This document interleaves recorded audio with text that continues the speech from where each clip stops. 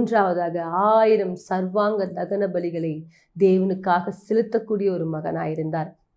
இன்றைக்கு நாம தேவனுக்கு பலி செலுத்துறோமா? அவர் உங்களிடத்துல ஆட்டையோ மாட்டையோ கோழியோ இதெல்லாம் நம்ம கிட்ட பலி கேட்கலங்க.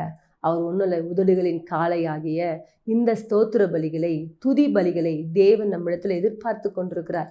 யார் ஒருத்தர் நல்ல வாய்களை திறந்து நல்ல தேவனை பாடி துதித்து அவருடைய நாமத்தை மகிமைப்படுத்தி கொண்டிருக்கிறாங்களோ அவர்களோடு கூட கர்த்தர் வாசம் பண்ணி கொண்டிருக்கிறார். அவர்களோடு கூட கர்த்தர் இடைப்பட்டு கொண்டிருக்கிறார். உங்களோடு கூடவும் கர்த்தர் இடைப்பட வேண்டுமாம். உங்களுடைய மன விருப்பங்களை தேவன் நிறைவேற்றி கொடுக்க வேண்டுமா? நீங்கள் அன்பு கூற வேண்டும், அவருடைய கட்டளைகளின் பிரகாரமாய் நடக்க வேண்டும், அவருக்கென்று என்ன பண்ணும்? பலி செலுத்த வேண்டும். நீங்கள் பலி செலுத்தி பாருங்க. தேவனுக்கு ஸ்தோத்திர பலிகளையும் துதி பலிகளையும் நன்றி பலிகளையும் ஒவ்வொரு நாளும் இடைவிடாமல் செலுத்தி பாருங்க. தாவீது அதை தாங்க செஞ்சாரு. அதனால்தான் கர்த்தர் சொல்றாரு, அவரை பார்த்து சொல்றாரு, மன விருப்பத்தின்படி எல்லாம் நான் நிறைவேற்றுவேன். உங்களுடைய